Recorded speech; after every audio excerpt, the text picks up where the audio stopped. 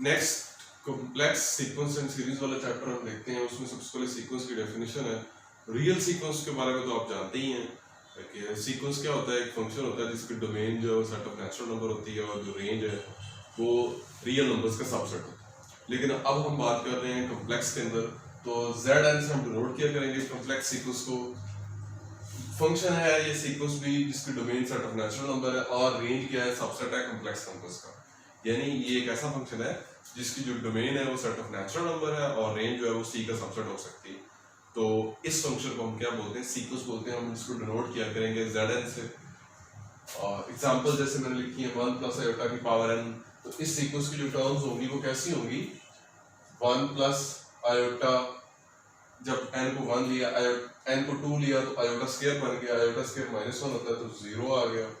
n को आपने 3 लिया तो आयोटा क्यूब बन गया, वो माइनस आयोटा होता है तो 1 माइनस आयोटा आ गया। और आयोटा को 4 लिया तो 1 आ गया, 1 प्लस 1 2 आ गया।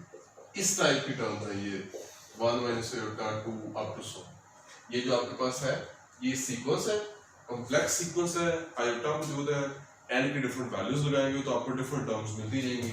जैसे मैंने कुछ टर्म्स यहाँ पे आपको लिख दिए, ये टर्म्स यहाँ पर रिपीट होंगी। इसमें तो क्या होता है कि यहाँ पे 1 प्लस आयोटा की पावर n मौजूद है तो n की डिफरेंट वैल्यूज लगाने से हमें ये टर्म्स मिल रहे हैं। तो ये आपके पास एक कॉम्प्लेक्स सीक्वेंस है और आप यहाँ से देख सकते हैं कि ये आपके पास 4 टर्म्स ही बार बार रिपीट होंगे ड्यू टू आयोटा की पावर की वजह से। तो ये आपके पास एक कॉम्प्लेक्स सीक्वेंस है। अब अगर हम इसकी बात करें आयोटा की power n plus 1 over n, ये भी हमारे पास एक कॉम्प्लेक्स सीक्वेंस है। n की डिफरेंट वैल्यूज लगाएंगे, मैं n को 1 लगाता हूँ तो यहाँ पे आयोटा स्क्वायर बन जाएगा, तो मेरे पास आ जाएगा -1। उसके बाद अगर मैं n को 2 लगाता हूँ तो 2 प्लस 1 3 हो जाएगा, आयोटा क्यूब माइनस आयोटा होता है तो माइनस आयोटा बाय 2 आ जाएगा। एंड देन नेक्स्ट क्या आ जाएगा मेरे पास, अगर मैं n को 3 लगाता हूँ तो 3 प्लस 1 4, आयोटा की पावर 4 तो 1 आ गई और नीचे 1 बाय 3 आ गया। तो ये इस टाइप की टर्म्स आपके पास इसमें आएंगे। ये आपके पास ये जो सीक्वेंस है आयोटा की power n plus 1 over n, तो इसमें आपके पास इस टाइप के टर्म्स आएंगे। ये हमारे कॉम्प्लेक्स सीक्वेंस हैं और सीक्वेंस वही चीज, डेफिनेशन वही है जैसे रियल में होती है। वहां पे आपकी जो सीक्वेंस की रेंज होती है वो R का सबसेट होती है, तो चूंकि अब हम कॉम्प्लेक्स में आ गए तो यहाँ पे ये रेंज होगी तो सेट ऑफ कॉम्प्लेक्स नंबर का सबसेट हुआ करेगा। तो ये कुछ एग्जांपल्स देखी हमने, इनके बारे में हम जानते ही हैं कि n की डिफरेंट वैल्यूज लगाने से हमें इनकी डिफरेंट टर्म्स जो है वो मिल जाती है। तो ये मैंने आपको 2 डिफरेंट सीक्वेंस लेके उनकी एग्जांपल्स और कुछ टर्म्स भी आपको बता। अब आते हैं कन्वर्जेंट सीक्वेंस की तरफ। सेम एज जो डेफिनेशन हमने रियल में पढ़ी हुई है वही है, फर्क सीक्वेंस का an और Zn।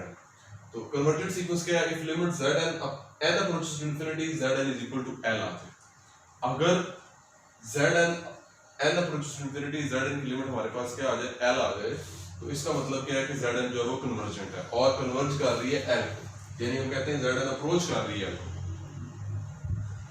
या फिर इन अदर वर्ड्स हम ये भी डेफिनेशन लिखते हैं कि Zn कन्वर्ज करेगी L को if for each epsilon greater than 0, के अगर हमें एक पॉजिटिव रियल नंबर एप्सिलॉन मिल जाए, there exist k belongs to, हमें एक नेचुरल नंबर मिल जाए सच दैट कि जब Zn माइनस L का जो मॉड है वो आपका क्या हो जाए, लेस देन एप्सिलॉन हो जाएगा। जब जब n आपका जो है वो उस नेचुरल नंबर जो आपको नेचुरल नंबर मिला है उससे बड़ा हो, यानी कुछ टर्म्स को छोड़ के उसके बाद आपको नेक्स्ट ऐसा पॉसिबल है आपको मिल जाएगा कि जब भी आप इससे बड़ी टर्म्स लेंगे, इससे बड़ी टर्म्स का मतलब है टर्म्स का नंबर, यानी n greater than equal to k, यानी आप जो है k से बड़ी टर्म लेंगे, ak प्लस 1, यानी अगर यहाँ पे z है तो zk प्लस 1, उन टर्म्स के लिए ये वाली जो इनइक्वालिटी है वो होल्ड करेगी, यानी उन टर्म्स के लिए उन टर्म्स का जो l के साथ डिफरेंस है, मॉड है, वो आपका हमेशा एप्सिलॉन से लेस देन है।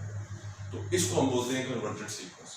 और अगर हम यहाँ पे बात करें तो ये दो हमारे पास सीक्वेंस गिवन है। तो जो पहला सीक्वेंस है ये देखें, ये इसकी कोई जनरल टर्म जो है ये किसी एक नंबर की तरफ कन्वर्ज नहीं कर रही, किसी एक नंबर को अप्रोच नहीं कर रही, तो ये सीक्वेंस आपके पास एक्चुअली कौन सा है, डाइवर्जेंट सीक्वेंस है। ये सीक्वेंस आपके पास डाइवर्जेंट है। और अगर हम इसकी बात करें तो एक्चुअली ये सीक्वेंस है कैसा, ये सीक्वेंस ऐसा है जी, पहले आपके पास -1 आ गया, उसके बाद -i/2 यानी यहाँ पे आप आ गए, उसके बाद 1/3 इधर आ गए। तो ये सीक्वेंस आपके पास ऐसा है कि ये ऐसे घूम के यहाँ पे आएगा, 0 की तरफ आ जाएगा।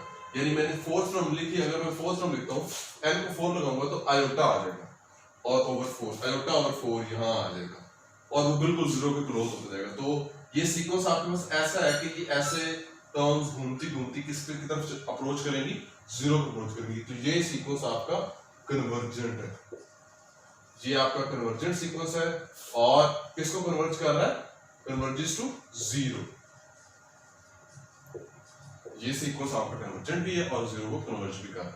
चलिए नेक्स्ट हम क्राइटेरिया देखते हैं कन्वर्जेंस के लिए, कि जो सीक्वेंस है कॉम्प्लेक्स सीक्वेंस Zn वो कन्वर्ज करेगी L को, L आपके पास a प्लस योटा भी कॉम्प्लेक्स नंबर है, जाहिर है उसको कन्वर्ज करेगी इफ एंड ओनली इफ आपका जो Zn का रियल पार्ट है वो कन्वर्ज करे इस लिमिट के रियल पार्ट को, और जो Zn का इमेजिनरी पार्ट है वो कन्वर्ज करे लिमिट के imaginary part. Real part of Zn converges to A and imaginary part of Zn converges to B।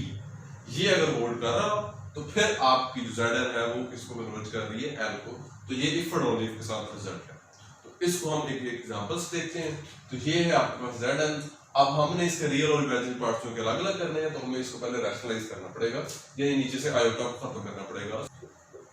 3 plus n iota over n plus 2n iota multiply divide n minus 2n iota.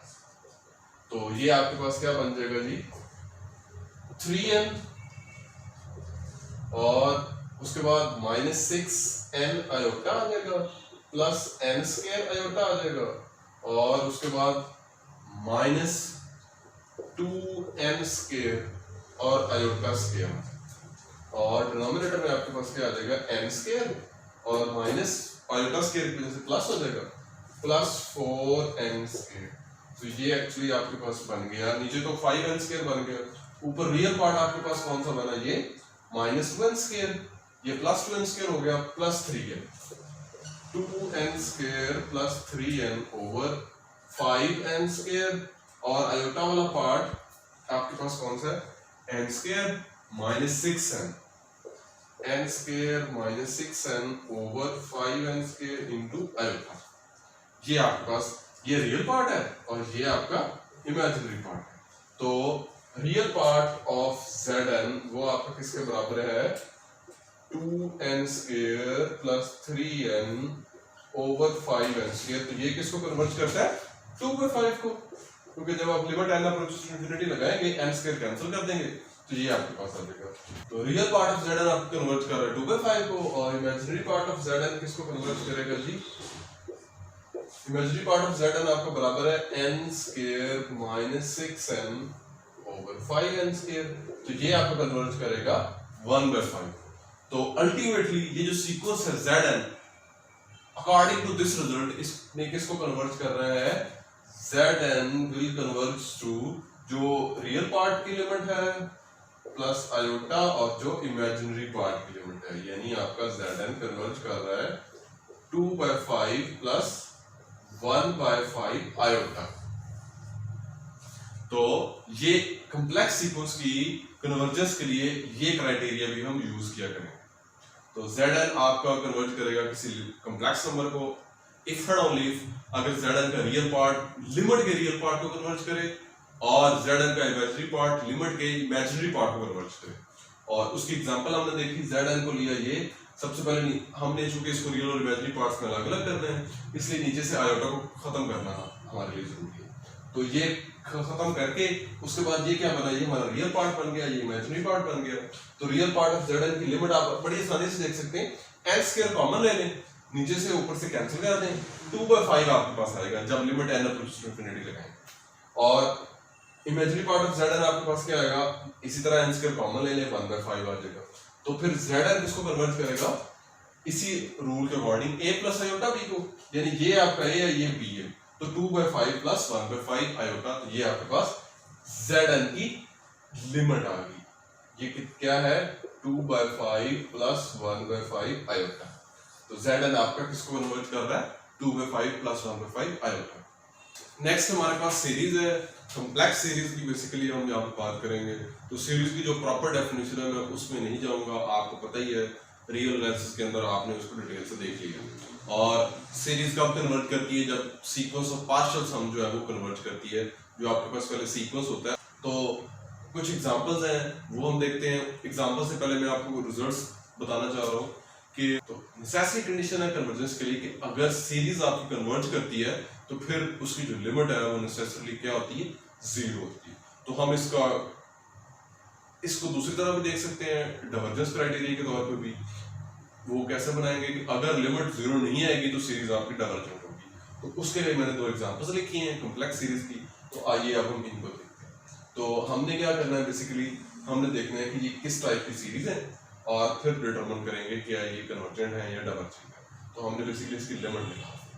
तो यहाँ पे देखिए ये आपके पास कौन सी series बनेगी, ये 1 + 2 आयोटा ओवर 5 प्लस 1 + 2 आयोटा का स्क्वायर ओवर 5 का square plus up to so on. तो ये ज्योमेट्रिक सीरीज आपके पास बन रही है और ज्योमेट्रिक सीरीज बन रही है आपके पास। और ज्योमेट्रिक सीरीज कन्वर्जेंट कब होती है, जब r जो होता है आपके पास वो उसका मॉड लेस देन 1 हो। तो r बेसिकली हमारे पास क्या होगा, कॉमन रेशियो इन दोनों को इससे डिवाइड करेंगे तो हमारे पास आ जाएगा जी 1 + 2 आयोटा ओवर 5। जब इसका मॉड लेंगे तो हमारे पास आ जाएगा 1 + 4 स्क्वायर रूट 5 ओवर 5। तो ये लेस देन 1 ही होता है। तो फिर आपकी ये सीरीज जो है वो कन्वर्जेंट है। तो हम इसका सम निकाल लेते हैं। तो सम किसके बराबर होगा जी, a ओवर 1 - r के। a आपके पास क्या है 1 + 2 आयोटा ओवर 5 और डिवाइडेड बाय यही टर्म 1 + 2 आयोटा ओवर 5। तो एलसीएम ले लेंगे तो 5 कैंसिल हो जाएगा, ऊपर 1 + 2 आयोटा आ जाएगा, नीचे 5 - 1 4 - 2 आयोटा आ गया। तो आप इसको रैशनलाइज भी कर सकते हैं, कोई इशू नहीं है। तो ये एक्चुअली इस सीरीज का सम होगा। तो ये आपके पास इसका सम आ गया, आप इसको रैशनलाइज कर सकते हैं। तो ये आपके पास 1/2 आयोटा बन गया। तो इसका मतलब है कि ये सीरीज हमारी कन्वर्जेंट थी और इसका सम ये आ गया। तो फिर ये कौन सी सीरीज है, ये कन्वर्जेंट ज्योमेट्रिक सीरीज है, कन्वर्जेंट ज्योमेट्रिक सीरीज। और उसके बाद अब इस एग्जांपल की तरफ आते हैं। अब ये मेरे पास ज्योमेट्रिक सीरीज नहीं बन रही, तो मैंने इसकी लिमिट निकाल ली, limit k approaches to infinity, limit k approaches to infinity iota k + 5 over k। और जब मैं इसको k कॉमन लेके कैंसिल करूंगा तो मेरे पास जो लिमिट आएगी बेसिकली वो 1 आ जाएगी, आयोटा आ जाएगी। मेरे पास लिमिट क्या आ जाएगी, आयोटा आ जाएगी। लिमिट 0 नहीं आ रही तो फिर मेरी सीरीज क्या है, ये डाइवर्जेंट सीरीज है। ये कौन सी सीरीज बन गई जी, ये डाइवर्जेंट सीरीज बन गई। क्योंकि मैंने क्या कहा था शुरू में कि सीरीज की डेफिनेशन तो आपको क्लियर है। उसके बाद कन्वर्जेंस का क्राइटेरिया बताया था कि अगर सीरीज कन्वर्जेंट है तो फिर उसकी लिमिट 0 होती है। और डाइवर्जेंस का क्राइटेरिया क्या बताया था कि अगर लिमिट 0 नहीं आ रही फिर सीक्वेंस डाइवर्जेंट, सीरीज आपकी डाइवर्जेंट होगी।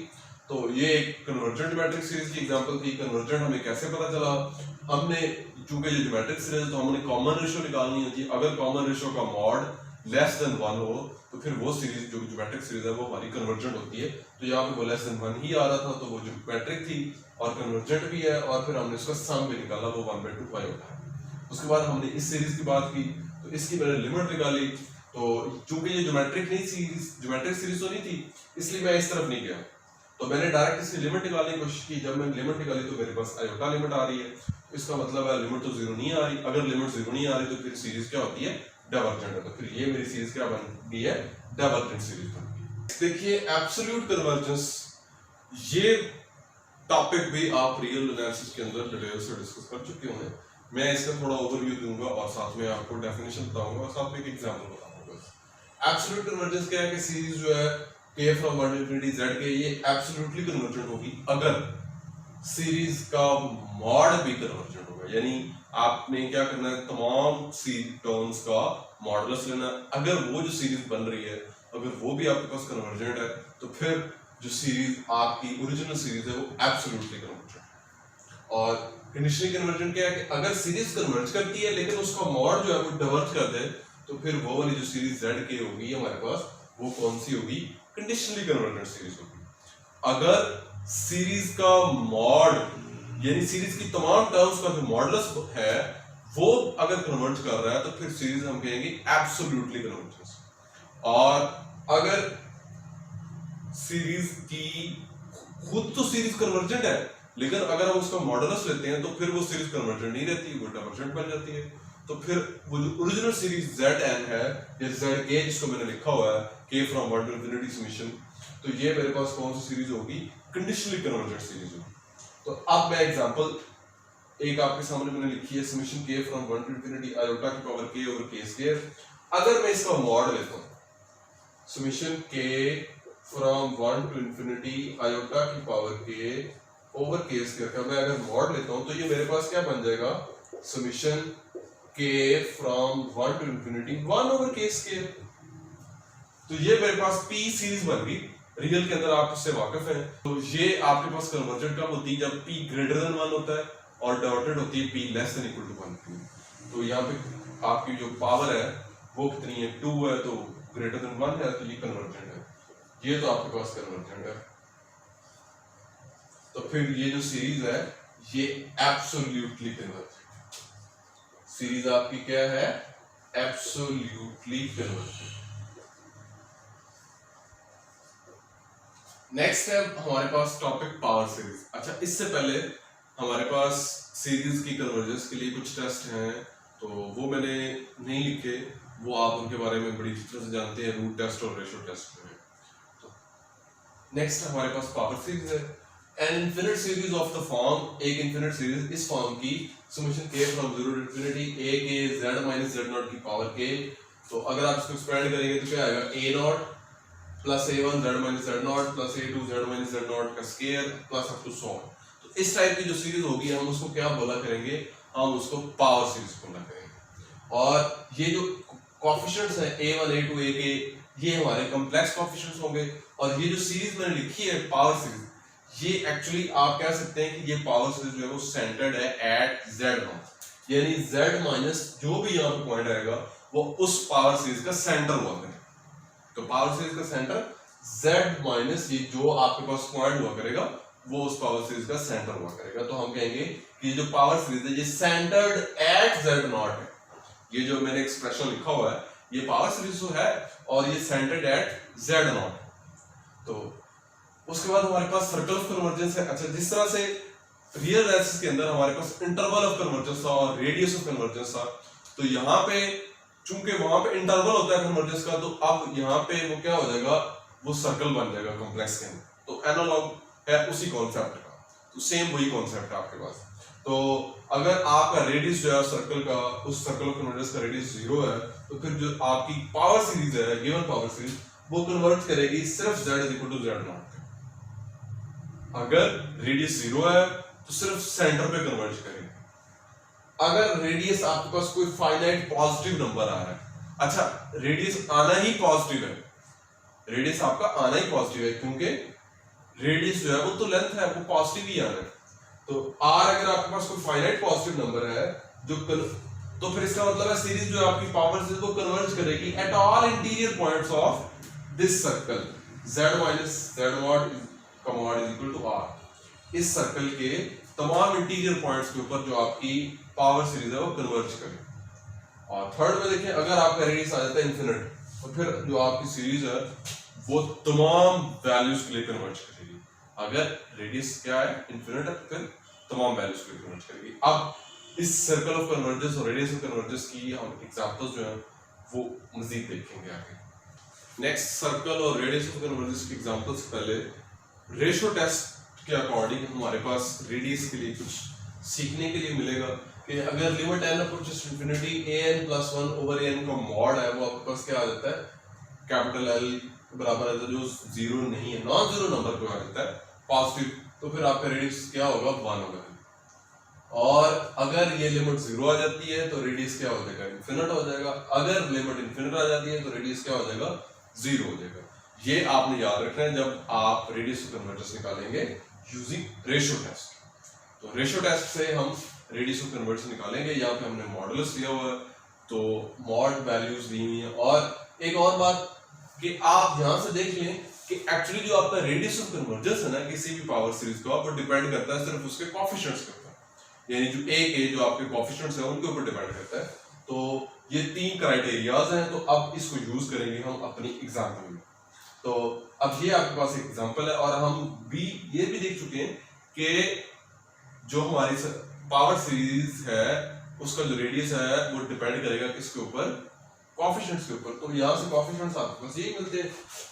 तो ए एन आपके पास क्या बन जाएगा, -1 की पावर n+1 ओवर n का फैक्टोरियल।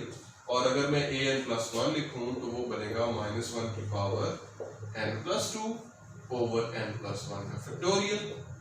और जब मैं इसको इससे डिवाइड करवाऊंगा, -1 की power n+2 over n+1 into n factorial, मैं इसको लिख सकता हूँ एक्सपेंड करके, और ये टर्म ऊपर आ जाएगी और नीचे -1 की पावर n+1 आ जाएगा।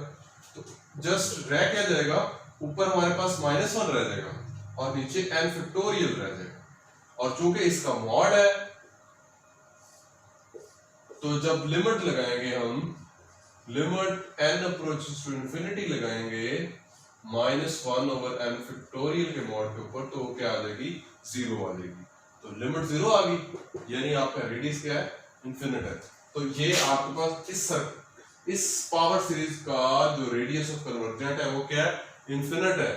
तो फिर ये जो सीरीज है z-1 आयोटा, यानी इसका सेंटर ये है ना एक्चुअली 1 आयोटा, तो ये जो सीरीज है ये कन्वर्ज करती है for all values of z के लिए।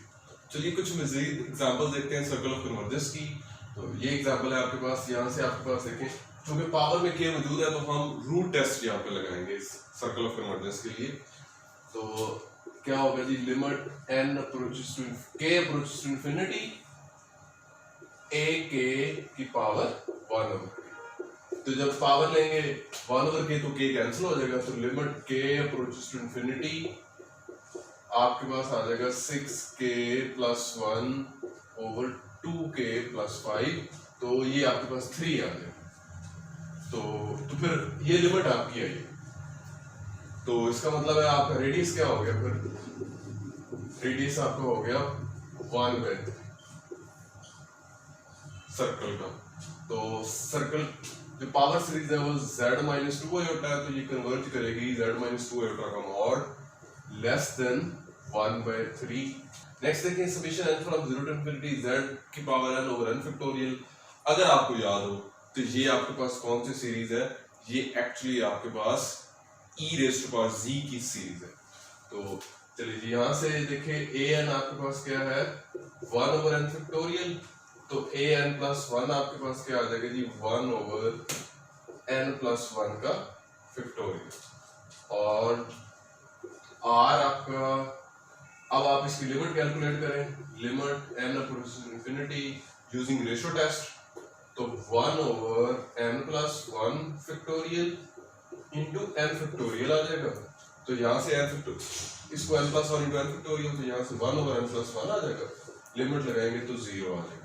तो इसका रेडियस क्या आ गया, इसका रेडियस क्या आ गया, इनफिनिट है। कुछ मजीद एग्जांपल्स देखते हैं रेडियस और सर्कल ऑफ कन्वर्जेंस की। तो ये सीरीज है हमारे पास, समेशन यहाँ पे एक्चुअली n = 0 टू इंफिनिटी है, -1n z की पावर 2n+1 ओवर 2n+1। तो यहाँ से कोएफिशिएंट अगर हम an लिखते हैं तो वो आएगा -1 की पावर n ओवर 2n+1। और यहाँ से an+1 हमारा क्या आएगा, -1 की power n+1 over 2 into n+1 plus 1, ये आ जाएगा आपके पास। तो अब यहाँ से हमने लिमिट निकालनी है using ratio test. Limit n approaches to infinity an+1 over an इसका मॉड। तो an+1 -1 की पावर n+1 ओवर 2n+3 आ जाएगा, और मल्टीप्लाई हो जाएगा 2n+1 ओवर -1 की पावर n इसका मॉड, और साथ में limit n approaches to infinity भी होगी। तो यहाँ से देखिए -1 की पावर n कैंसिल, -1 का मॉड +1, तो एक्चुअली मेरे पास ये रह जाएगा limit n approaches to infinity mod of 2n+1 over 2n+3। तो लिमिट n अप्रोचेस इंफिनिटी, यहां से 2n कॉमन ले लें, 1 प्लस 1/2n और नीचे से भी 2n कॉमन ले लें, 1 प्लस 3/2n। तो ये कैंसिल, उसको जब लिमिट n अप्रोचेस इंफिनिटी ले आएंगे तो आपके पास 1 आ जाएगा। इसकी लिमिट जो आपके पास 1 आ गई तो आपका जो रेडियस है वो क्या बनेगा, यूजिंग रेशियो टेस्ट हमने क्या था, रेडियस आपका क्या बन गया यहाँ पे 1 बन गया। नेक्स्ट देखिए summation n equal to 0 log of n into zn, तो यहाँ से an आपके पास क्या आ गया जी, log of n raise to n। तो अब यहाँ पे हमें रूट टेस्ट लगाना पड़ेगा, तो लिमिट कैलकुलेट करेंगे, limit n approaches to infinity, तो ये आ जाएगा log ऑफ n की पावर n और होल पावर आपके पास 1/n आ जाएगी। तो ये जस्ट आपके पास limit n approaches to infinity log of n रह जाएगा, और ये क्या होता है जी, इनफिनिट होता है। सो लिमिट इनफिनिट आ गई तो रेडियस आपके पास क्या आ जाएगा, 0 है। नेक्स्ट हमारे पास है जी टेलर सीरीज और मैक्लॉरेन सीरीज। टेलर और मैक्लॉरेन सीरीज के बारे में हम सेकंड ईयर की क्लास में भी देख चुके होते हैं, पढ़ चुके होते हैं, और बीएससी लेवल पे भी पढ़ चुके हैं। तो एफ ऑफ जेड हमारा किसके बराबर है, अगर समेशन के from 0 to infinity f kth derivative at z0 over k factorial into z minus z0 की पावर k।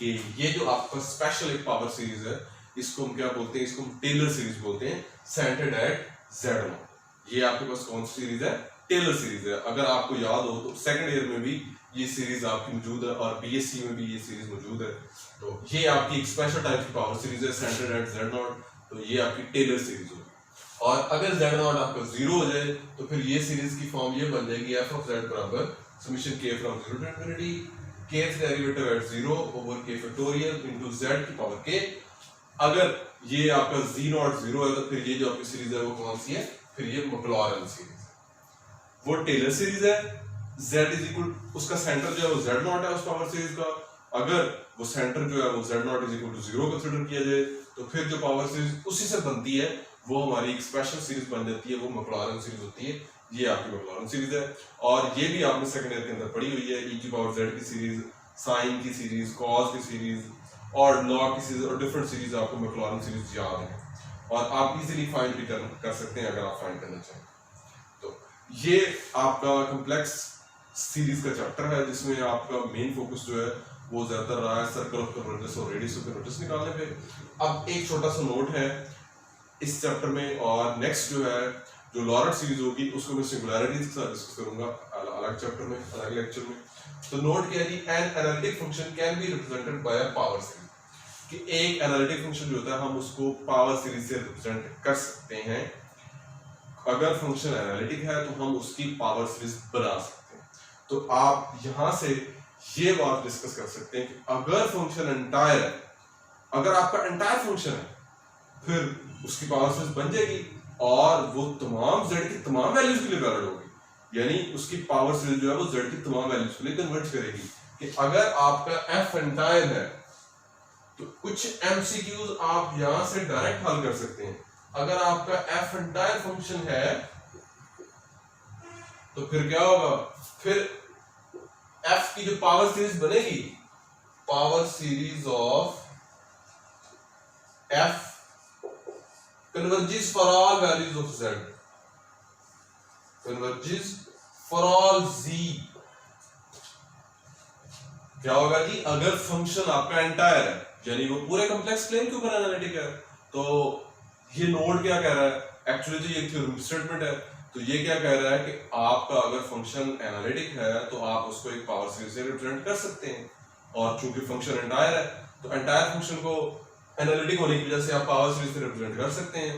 तो उसकी जो पावर सीरीज होगी, चूंकि एंटायर फंक्शन तो कहीं पे भी जो है वो डिफरेंशिएबल होता है, एनालिटिक होता है, पूरे कॉम्प्लेक्स प्लेन के ऊपर होता है एक्चुअली वो, तो उसकी जो पावर सीरीज है वो z की तमाम वैल्यूज के लिए कन्वर्ज करेगी।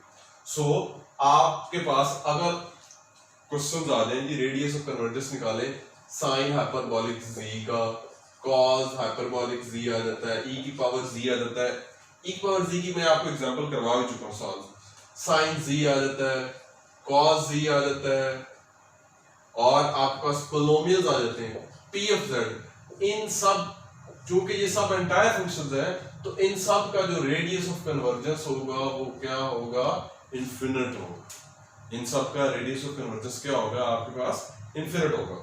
तो ये एक रिजल्ट आपके पास, ये टूल है कि आप अपने एमसीक्यूज को क्विकली सॉल्व कर सकते हैं। एमसीक्यूज देखते हैं कॉम्प्लेक्स सीक्वेंस एंड सीरीज पे। तो सबसे पहले देखें the radius of convergence for summation n from 0 to infinity z raised to power n over n factorial. इस सीरीज का हमने रेडियस ऑफ कन्वर्जेंस बनाना है। तो अगर आप इस सीरीज को गौर से देखें तो फिर ये आपको कौन सी सीरीज लग रही है, ये एक्चुअली e की पावर z है। ये कौन सी सीरीज है, ये e की पावर z है। तो e की पावर z क्योंकि एंटायर फंक्शन है, पूरे कॉम्प्लेक्स प्लेन पे एनालिटिक है, इसको रिप्रेजेंट किया जा सकता है यूजिंग पावर सीरीज, एक्सप्रेस किया जा सकता है पावर सीरीज से। तो इसकी जो पावर सीरीज होगी वो भी कन्वर्ज करेगी for all values of z के लिए। तो इसका रेडियस ऑफ कन्वर्जेंस क्या है, इनफिनिट। बी आपकी ट्रू ऑप्शन। और अगर आप फाइंड ही करना चाहते हैं तो फिर यहां से आप बड़ी आसानी के साथ इसको फाइंड कर सकते हैं। और ये मैंने पहले आपको फाइंड भी एग्जांपल्स के अंदर करवाया था। नेक्स्ट देखिए, which of the following statement is true, इनमें से कौन सी स्टेटमेंट ट्रू है। अ power series converges uniformly for mod of z greater then r, बिल्कुल भी नहीं। पावर सीरीज एब्सोल्युटली और यूनिफॉर्मली कन्वर्ज तभी करती है जब z mod less then r होता है। सो ये ऑप्शन आपकी फॉल्स है। नेक्स्ट देखिए, द कन्वर्जेंस और divergence of power series can not be examined on the boundary circle, के जो आपकी कन्वर्जेंस और डाइवर्जेंस होती है किसी पावर सीरीज की, उस सर्कल ऑफ कन्वर्जेंस की बाउंड्री के ऊपर उसको एग्जामिन नहीं किया जा सकता। सो ये बात आपकी ट्रू है। ऑप्शन बी क्लिक है हमारी। सी देखें, अ power series diverges absolutely for z mod less then r, बिल्कुल भी नहीं। जब mod of z less then r होता है तो फिर वो कन्वर्ज करती है, तो डाइवर्ज नहीं करती। सो सी आपकी क्रॉस। लास्ट देखिए, summation n from 0 to infinity zn जो है वो डाइवर्ज करती है जब आपका mod of z less than 1 है, बिल्कुल भी नहीं। ये सीरीज जो है वो, ये आपके पास ज्योमेट्रिक सीरीज है एक्चुअली, ये कन्वर्ज कब करेगी, जब आपका z लेस देन 1 होगा, ये कन्वर्जेंट होगी, कन्वर्जेंट और डाइवर्जेंट कब होगी, जब mod of z greater than equal to 1 होगा, तब ये सीरीज होगी डाइवर्जेंट। सो ये भी ऑप्शन क्रॉस होगी। तो हमारी ट्रू ऑप्शन यहाँ पे कौन सी बनती है, बी बनती है। तो चलिए कुछ मजीद एमसीक्यूज देखते हैं कॉम्प्लेक्स सीरीज के। पहले देखें जी, first term of sine z at z is equal to π/4। आपके पास फंक्शन है साइन z, आपने इसकी टेलर सीरीज बनानी यूजिंग टेलर्स थ्योरम। तो टेलर सीरीज बनानी है और उसकी निकालनी है फोर्थ टर्म। तो आपको पता है फोर्थ टर्म जो होती है टेलर सीरीज में वो थर्ड डेरिवेटिव होता है। तो इसका थर्ड डेरिवेटिव निकाले, साइन का डेरिवेटिव निकाला, फर्स्ट डेरिवेटिव कॉस आ गया, कॉस उसका फिर सेकंड डेरिवेटिव निकाला तो cos का माइनस साइन z आ जाता है, और उसके बाद जब थर्ड डेरिवेटिव निकालेंगे तो माइनस cos z आ जाएगा। तो π/4 पे क्या होता है, -1/√2 होता है। तो आपकी ट्रू ऑप्शन कौन सी है, वो बी है। अगर आप भूल गए तो फिर ये याद कर लें कि जो टेलर सीरीज होती है आपकी वो कैसी होती है, मैंने लिखवाई भी थी आपको, वो इस टाइप की थी, f के at z over z naught over k factorial into z minus z naught की पावर k। तो जब फोर्थ टर्म का मतलब है आप थर्ड डेरिवेटिव पे हैं, यानी k को 0 लगाया, k को 1 लगाया, k को 2 और k को 3, तो वो थर्ड टर्म है। वो फोर्थ टर्म है जब आपने k को 3 लगा के हासिल किया। थर्ड टर्म यानी थर्ड डेरिवेटिव निकालना है आपने। थर्ड डेरिवेटिव उसका निकालेंगे तो cos माइनस साइन z बनेगा, और z जो कि π/4 पे निकालना है तो -1/√2 है। तो ऑप्शन आपकी बी होगी। नेक्स्ट देखिए, the domain of convergence for series n² z² + 1 over 1 + j की पावर n। हमने इसका सर्कल ऑफ कन्वर्जेंस निकालना है। तो an यहां से देखें आपके पास क्या आ जाता है जी, n² ओवर 1 + j की पावर n। अब क्या करें, आप an + 1 निकाल लें, वो क्या बनेगा, n + 1 का स्क्वायर ओवर 1 + j की पावर n + 1। आप लिमिट निकाल लें यूजिंग रेशियो टेस्ट। तो an + 1 ओवर an, ये आपके पास क्या आ जाएगा जी, जब ये लिखेंगे n + 1 का स्क्वायर ओवर 1 प्लस आयोटा की पावर n प्लस 1 और साथ में यहाँ 1 प्लस आयोटा की power n divided by n square और फिर हमने मॉडुलस भी लेना है क्योंकि हमने रेडियस ऑफ कन्वर्जेंस निकालना है तो limit n approach to infinity भी साथ है तो 1 प्लस आयोटा की पावर n यहाँ से कैंसिल हो जाएगा नीचे 1 प्लस आयोटा बच जाएगा ऊपर आपके पास जो है n स्क्वायर आ जाएगा यहाँ से n square plus 1 plus 2n नीचे n स्क्वायर और 1 प्लस आयोटा आ जाएगा मॉड और limit n approach to infinity n square common एक कैंसिल कर दें 1 ओवर 1 प्लस आयोटा का मॉड रह जाएगा तो वो कितना होता है 1 ओवर स्क्वायर रूट 2 तो z स्क्वायर प्लस 1 इस सर्कल इस रेडियस जो आपकी पावर सीरीज डिस्कस ये z स्क्वायर प्लस 1 जो लेस देन होना चाहिए किससे 1 बाय स्क्वायर रूट 2 से